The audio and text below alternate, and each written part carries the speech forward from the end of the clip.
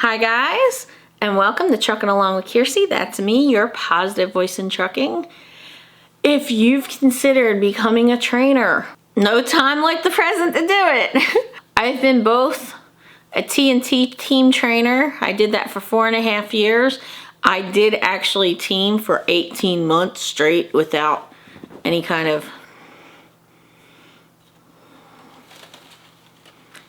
Yes. That was an animal.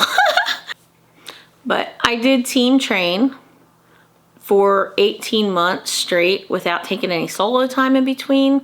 I'm gonna tell you, it really did drain me. It was very tiring. So if you are going to T&T, I'm going to recommend take time off in between students, or at least every other student. I did get some emails asking me if once you were a trainer, was Prime going to force you to train? Is it once a trainer, always a trainer? No. If you train one person, then that's totally acceptable. If you want to just tell your fleet manager, hey, I'm going to train one a year, that's acceptable. They really want trainers because that's how we thrive. If you're a good driver, we want you to help produce good drivers. If you're a bad driver, I don't want you training. Sorry, don't even watch this video, just turn it off. Why do I train? I mean, it's more money, but I don't really train for the money. I train because I love being there for people. I love hearing in somebody's voice, yo, I got this. This is so great. Yes. Oh, hi, baby. Say hi to your mama. Hi, mama. I've said in multiple videos, I was $70,000 in debt. I lost my house because of a hurricane. Even my car was flooded out. You know, I had a $50,000 Mustang GT, and you know, I wound up being $70,000 in debt. The homeowner's insurance and the flood insurance really didn't pay for everything, and it was exhausting. It was suffocating, and I wound up coming here and as a company driver paid off $70,000. You know, I went from like a 530 credit score or something to first time in my life over 800.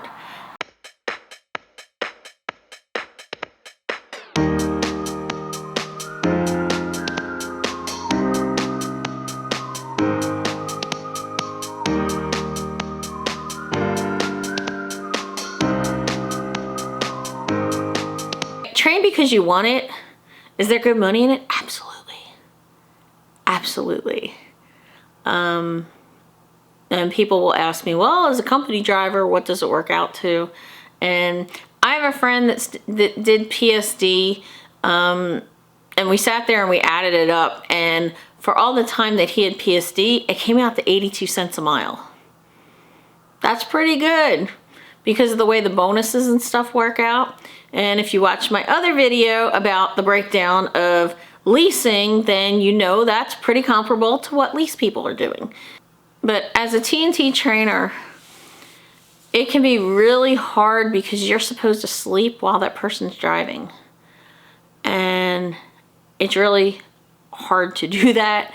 It's hard to trust somebody. You're kind of sleeping with one eye open. It's almost like having an infant, and every time you hear something, you're like up.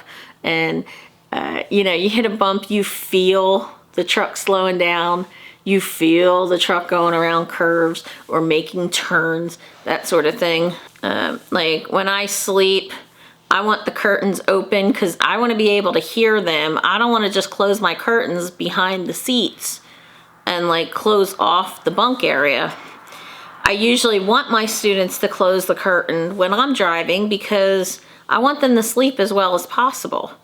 The way I work T&T, I like to have my student drive for like 5 hours or so, and then we'll stop in the middle of their shift. We'll go get something to eat, we'll take a shower, and then we'll have them run the rest of their shift. And that usually allows somebody to extend their ability and take away from the fatigue.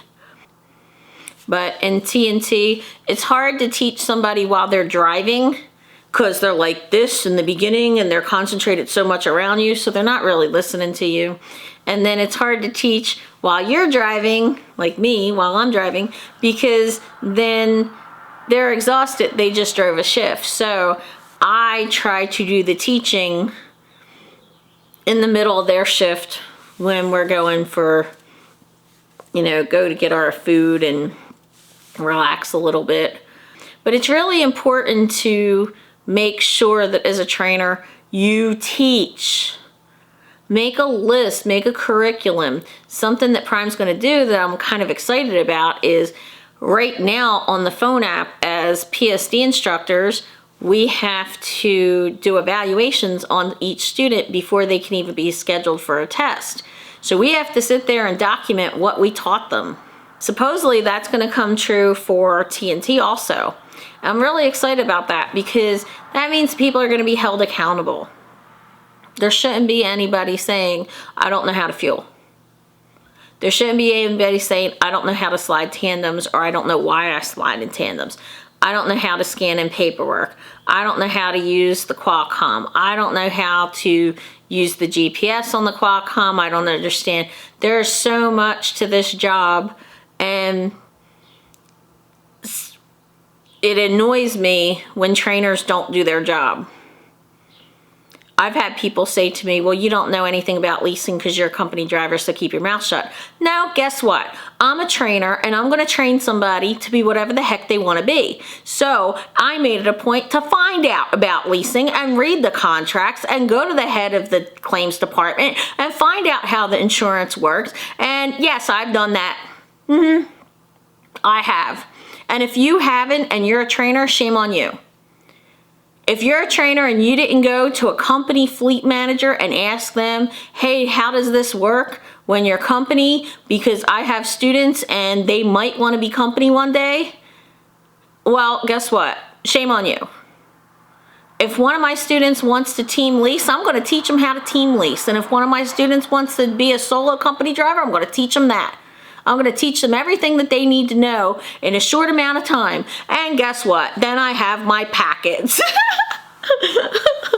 So if you've been on my truck or you've been one of my students and my subscribers for a while, then I got a packet. When I did the PSD out on the road, out on the pad, I have a 12-page packet for my PSD and my PSD students. I have a 25-page packet for my TNT students, and before somebody gets off my truck, I have a list of 50 different questions that they don't realize they're taking a test, but I sit there and do it, and I'll ask them. If the trailer is at 34,000 pounds after you get on the scale, which way do you have to slide the tandems, forward or backward? They better know that. They're not upgrading and getting off my truck till I make sure that I did my job. For example, a claim. I went with one TNT. She needed the 50,000. No, she needed the 60,000 miles because she came in with her CDL. This was last year. You might remember Maureen. And we went a whole 6 months and never had a claim. So did I explain it to her and teach her what to do? Yes. Did I get to show it to her? No. Trainers might have preconceived notions of what students, how they should act, what they should do, how they should, what they should say, or preconceived notions of the relationship.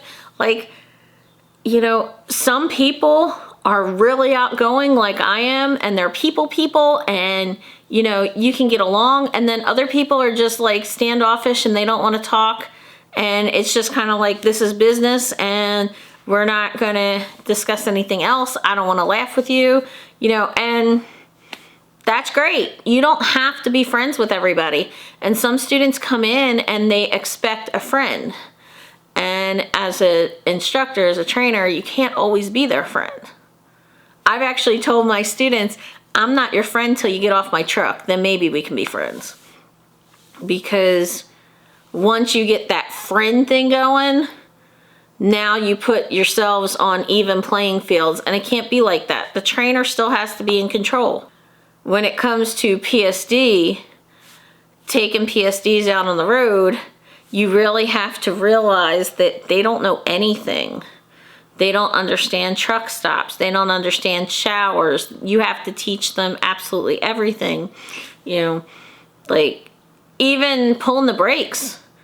And as a TNT trainer, I was TNT for 4.5 years. I didn't have to teach somebody how to pull the brakes. And you get PSD, you all of a sudden have to teach them how to pull the brakes.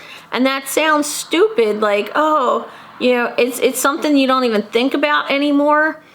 Anybody remember Nanu? Mork and Mindy? Mork, right? Nanu. Or, I don't know, is this a Vulcan symbol too? Like, Dr. Spock? Is it Dr. Spock?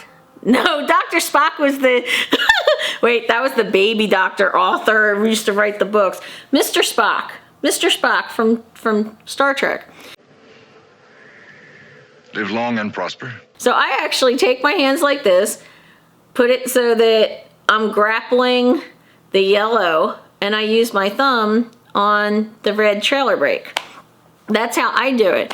Now, I don't know if it's a female thing, because it seems like, because when it comes to PSD, I think I've had 11 or 12 women and only 2 men. So I don't know if it's harder for the women to pull that. Also, the deer guards, by the time you get somebody in TNT, they've already dealt with the various deer guards, and there's 2 different options. We have some that have pins in them, and there's another one where you pull a bar. I usually pull the bar down below and then use my other hand to pull the whole thing back. The mirrors, they don't know how to slide tandems. Be patient. You have to be patient, and you have to have compassion. If you have questions about how to become a TNT trainer or a PSD trainer, comment down below. And let me know your thoughts on what good qualities of students and trainers are. Because I want somebody that's willing to learn. I want somebody who asks questions. I want somebody who thinks. Think, people, think. And takes responsibility for themselves. If you happen to see me, stop me and say hi. And I hope to see you out here trucking along. Bye.